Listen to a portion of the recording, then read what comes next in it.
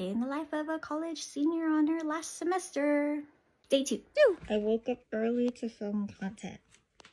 It doesn't go as low as I want, so what I do is I literally put it between my legs, and then I don't even have a phone stand. I put my phone on here and then pray it doesn't fall. Fit check.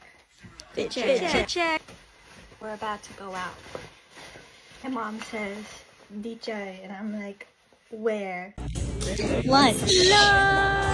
Dude, what is this? Oh no. What is that? Lunch.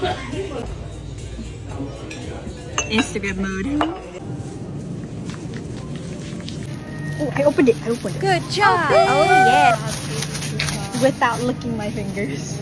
Here, match me, go. Skirt. Okay, mochi donut and bober. Donuts. Wow, this place so pink.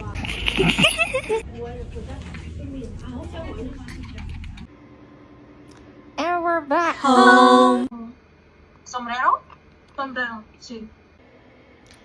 I'm on break.